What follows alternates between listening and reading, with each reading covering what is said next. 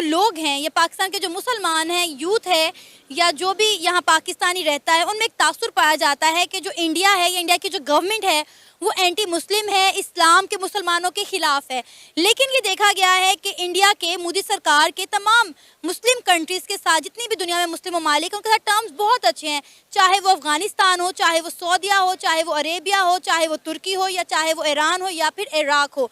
लेकिन पाकिस्तान के साथ उनके टर्म्स अच्छे नहीं है। किस बिहाफ पे फिर हम ये कहते हैं कि हिंदुस्तान या हिंदुस्तान की जो सरकार है वो एंटी मुस्लिम या एंटी इस्लाम है? तो हमारी सरकार जो है उसे क्या कहेंगे, वो एंटी मुस्लिम नहीं है।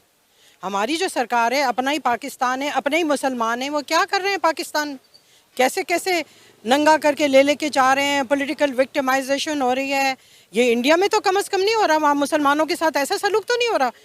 वो जो है इंडिया में एक तो सबसे बड़ी बात है पॉलिटिकल स्टेबिलिटी है।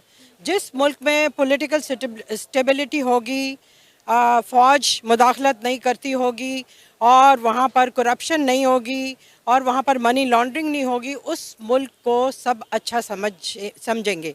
आप ये मत समझें कि यहाँ पर जो जब बिज़नेस या जो भी चीज़ें होती हैं, ताल्लुकात होते हैं, सिर्फ एक स्पेसिस में नहीं होते कि मुसलमान या एंटी मुस्लिम या एंटी क्रिश्चियन। और ये असल में जो मुल्क अच्छा होगा, अब इंडिया और पाकिस्तान के मुकाबले में India is a flourishing country.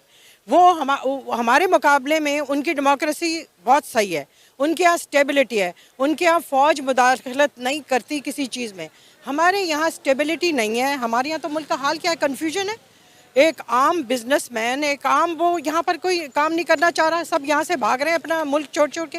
तो डोंट टॉक अबाउट मुस्लिम, मुस्लिम तो है ही नहीं हम इंडिया में। वो फिर भी मुसलमान है। वहाँ पर इंडिया में जब रमज़ान आते हैं, रोज़े आते हैं, तो वो सब चीज़ें सस्ती कर देते हैं। हम यहाँ कहने को स्टैम्प तो लगा लेते हैं मुसलमान होने की, लेकिन हम क्या कर रहे हैं, क्या अपने ही लोगों के लिए हमने तो पैलेस्टीन बनाया हुआ है, ये कश्मीर बनाया हुआ है।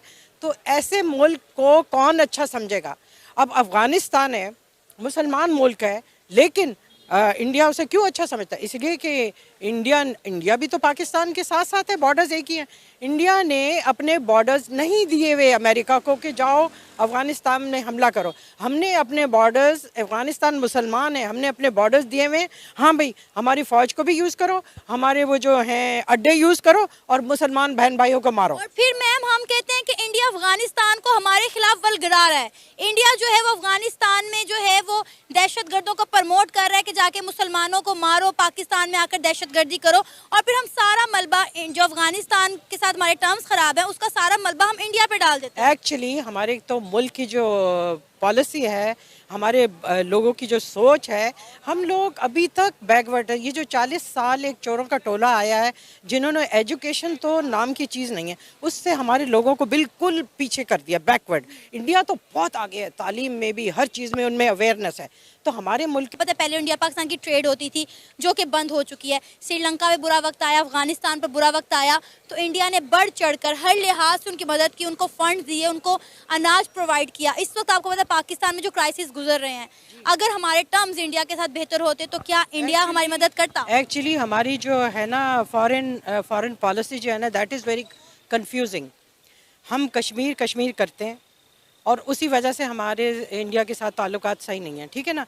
कश्मीर का तो नाम लेते हैं, कश्मीर को हम ये कश्मीर का, लेकिन कश्मीर को आज तक कश्मीर के लिए कुछ नहीं किया, सिर्फ वर्बली बोलते हैं। उससे दुश्मनियाँ बढ़ती हैं, तो उससे दुश्मनी बढ़ती है। जब आपने कुछ करना ही नहीं है तो चुप करके बैठ जाओ।